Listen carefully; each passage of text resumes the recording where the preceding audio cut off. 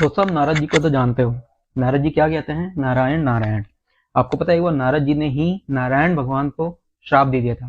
कैसे दिया था, क्यों दिया था, वो मैं आपको अभी बताता हूँ। ये एक्चुअली उस टाइम की बात है जब नारायण जी, एक बार क्या हुआ कि बहुत ही अच्छे स्थान पे, बहुत ही वीणा लिए हरि हरि का गुणगान करते हुए एक जगह पे तप कर रहे थे। तो वो बहुत ही प्रचंड तप कर रहे थे। तो क्या हुआ कि जैसे इंद्र को होता ही है कि ये मेरी गद्दी पे भी राज पालेगा या ऐसा कुछ वो सोचने लगा।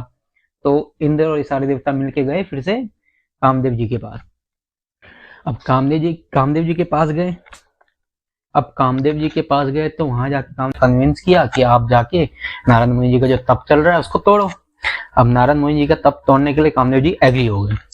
जब वो एग्री हुए और गए तो उन्होंने अपने पूरे मेथड्स यूज किए, उनका तप टूटे, उनको उस समाधि से उठाए, पर वो ऐसा कर नहीं पाए। उसके बाद वो चले गए। ये बात जब बाद में किसी टाइम पे नारद जी को पता चली तो उनके मन में एक बहुत ही अहंकार सा हो गया कि वाह, मैंने कामदेव को भी हरा दिया बिना युद्ध करे। तो ये बात कहते कहते वो गए शिवजी जी के पास कि ऐसा है कि मैंने कामदेव जी को हरा दिया और वो मेरा पूरा तप तोड़ भी नहीं पाए। तो शिव जी ने कहा कि आप श्री हरि को मत बताना ये सारी बातें, अगर आपने बताया तो शायद कुछ अनर्थ हो जाए। तो जब नारद जी जा रहे थे तो वो सोच में पड़ गए कि यार शिव जी ने ऐसा क्यों कहा, और पर उन्हें सही नहीं लगा कि उन्होंने ऐसा कहा। वो तुरंत गए क्षीर सागर में और वहां पे जाके श्री हरि को बोलने लगे कि मैंने ऐसा ऐसा किया। श्री हरि ने कहा कि ठीक है मुनिराज, आपका स्मरण करने से दूसरों के मोह काम मद आदि मिट जाते हैं, और आपके जैसा और कौन है। आप तो सोचिए, आपका मन तो आपके कंट्रोल में है, तो वो कैसे जी सकता था आपसे। ये सब बातें बोल बोल के फिर और ज्यादा उनमें अहंकार चढ़ गया उनके, तो ऐसा समझे अहंकार माइंड में चढ़ गया था। तो वो समझ गए कि श्री हरि की अब इनका अहंकार को तोड़ने का टाइम आ चुका है। तो नारद जी मुनि जब उनके चरणों में सिर नवाकर वहां से निकले तो श्री हरि ने अपनी माया को कहा कि आप एक काम करिए कि ऐसा ऐसा करिए। अब उस माया ने क्या किया मैं बताता हूँ। उस माया ने 100 योजन मतलब 400 कोस के एक लंबे चौड़े विशेष नगर की रचना कर दी, मतलब एक नगर ही बना दिया। और उस नगर में मतलब ऐसा समझो कि बहुत ही सुंदर वैकुंठ की तरह ऐसा नगर था वो।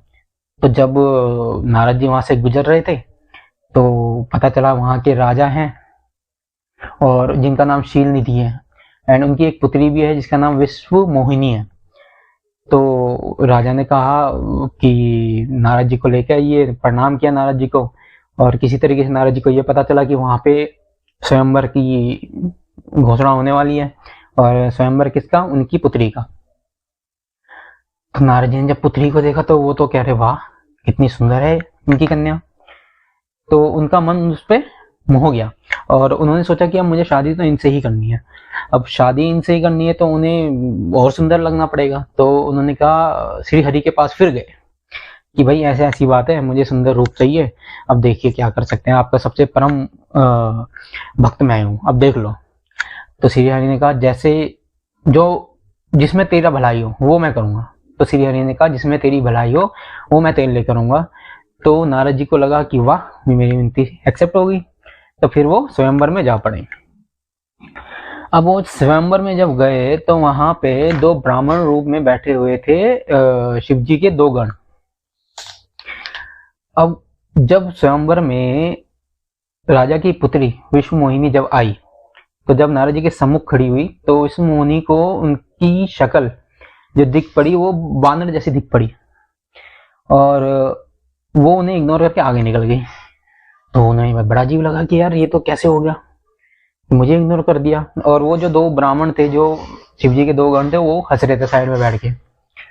तो इस चरित्र को और कोई देख ही नहीं सकता था जो राजकन्या ने देखा था। और जब वो अपना मुंह देखने गए, जब मुंह धो रहे थे थोड़ी देर बाद महाराज जी, तो उन्होंने देखा कि उनका वानर जैसा मुख हो रखा था। फिर उन्हें बड़ा गुस्सा आया तो उन्हें सबको भला बुरा कह के फिर से देखा तो मुंह नॉर्मल हो चुका था। तो उसके बाद क्या हुआ कि उन्होंने शिव के गणों को भी श्राप दे दिया कि तुम दोनों कपटी पापी जाकर राक्षस बन जाओ, ठीक है। और इसी तरीके से वो आगे बढ़े। तो उसके बाद वो फिर गए कहाँ पे? श्री हरि के पास। उन्होंने उन्हें कहा कि आपने मेरी शक्ल जो बनाई वानर की तरह बना दी। अब मैं आपको श्राप दे रहा हूँ कि आप देखना, आपका ना आप भी इस धरती पे जन्म लोगे और आप भी स्त्री वियोग में रहोगे। देखना, जैसे मेरे साथ आपने किया ना, आपके साथ भी वैसे ही होगा। और इसमें ना जो आपने मेरी बंदर की शक्ल बनाई, तो इसमें बंदर ही तुम्हारी सहायता करेंगे, ठीक है ना। और आप दुखी रहोगे उस टाइम पे, तो आप देख लीजिएगा, है ना। और बाद में फिर उन्हें लगा कि यार मैंने क्या कर दिया है।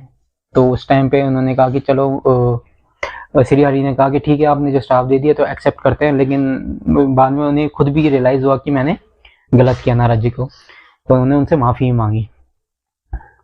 तो कैसा लगा आपको ये फैक्ट जानकर?